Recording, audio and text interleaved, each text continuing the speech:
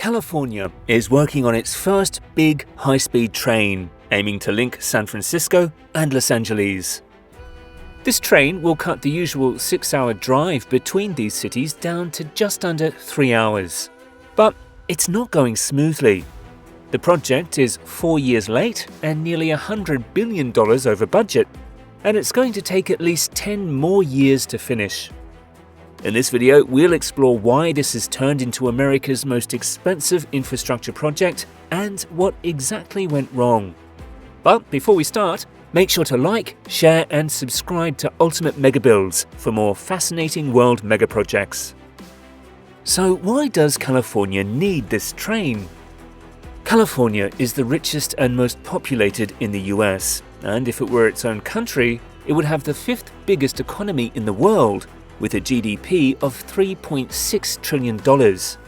It has over 40 million people, more than all of Canada, and most of these folks live in two major areas, the San Francisco Bay Area and Greater Los Angeles.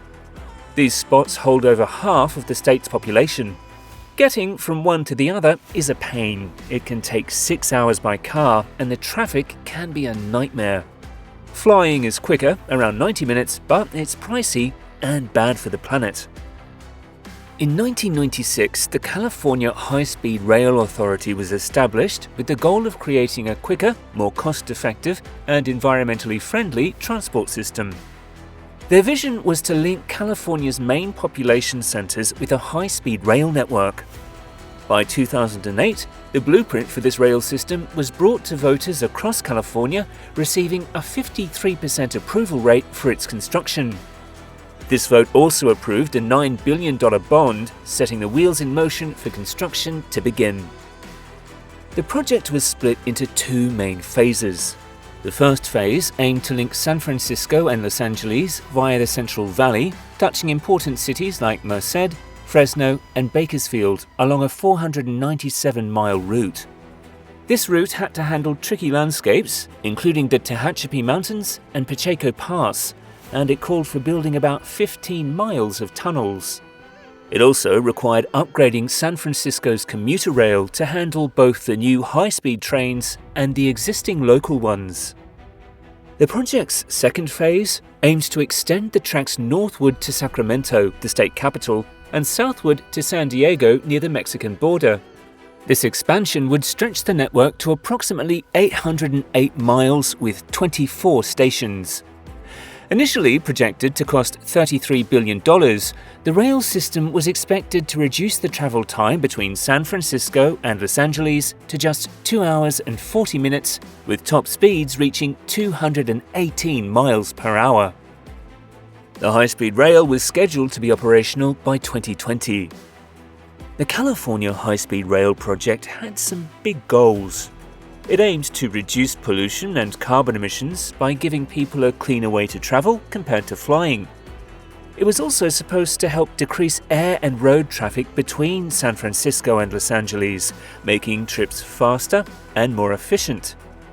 Beyond that, it promised to boost the economy, especially in the Central Valley, by creating jobs and connecting this area more closely to the state's major business centers.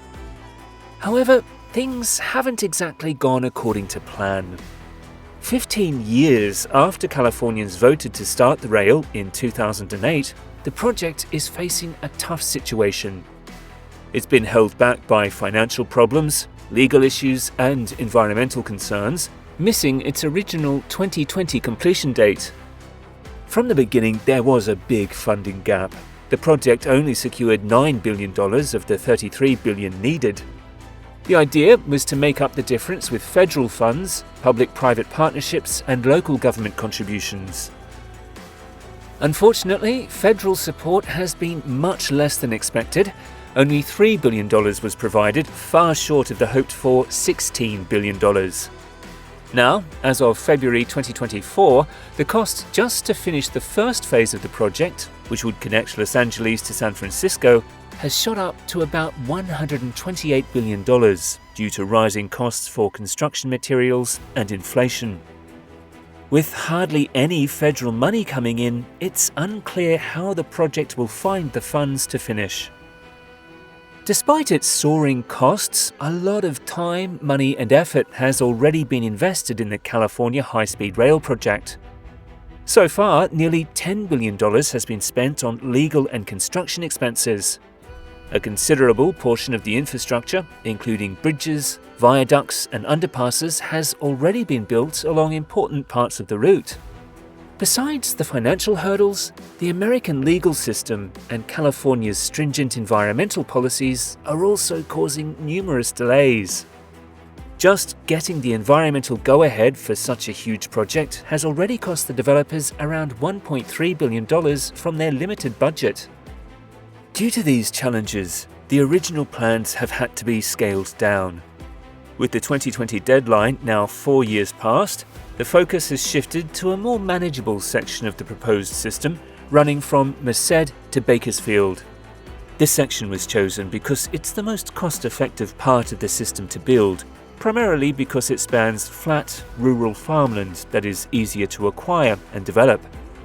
This segment is now expected to be completed by 2029 and has become the main focus. Once finished, commuters in Merced will be able to connect to San Jose, Sacramento or San Francisco using existing regular trains, while those in Bakersfield will have bus services that link to Los Angeles and other parts of Southern California. By starting with this segment, travelers will still be able to journey from San Francisco to Los Angeles, despite the incomplete state of the high-speed rail. After completing the Merced to Bakersfield stretch, the next step will be to start on the remaining sections leading to both Los Angeles and San Francisco, finishing what was originally planned as Phase 1 of the project. However, it's still uncertain when this will start due to funding issues. Additionally, the original Phase 2, which would extend the tracks north to Sacramento and south to San Diego, is still in early planning stages with no set timeline or detailed plans for construction. So what do Californians think about the high-speed rail project? As costs have spiraled and delays have mounted, skepticism about its success is widespread.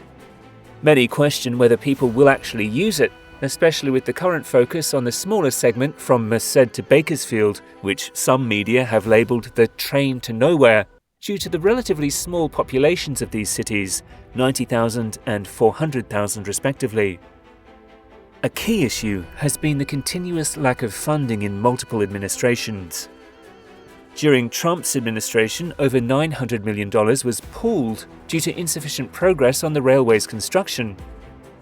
Critics also point to overestimated ridership numbers, rising cost projections, and land acquisition challenges as reasons to doubt the project. However, there's still a sense of optimism among many Californians, buoyed by the progress made so far. For instance, 423 miles of the total 497-mile route have been environmentally cleared, with plans to finish the entire route by the end of 2024. Construction on the 118-mile stretch between Bakersfield and Merced is underway, with significant advances reported since the groundbreaking in 2015. About 70% of the guideways have been completed, including major structures like the San Joaquin and Fresno River viaducts. The project has also created 10,000 jobs, mainly employing people from the economically challenged Central Valley, bringing hope of future economic growth and new opportunities once completed. We'll see what plans the Biden administration and future administrations hold for the future of the rail infrastructure's continued construction and completion. What do you think about the California high-speed rail project? Do you believe America is ready for high-speed rail? Share your thoughts in the comments below. We'll be back soon with another exciting video.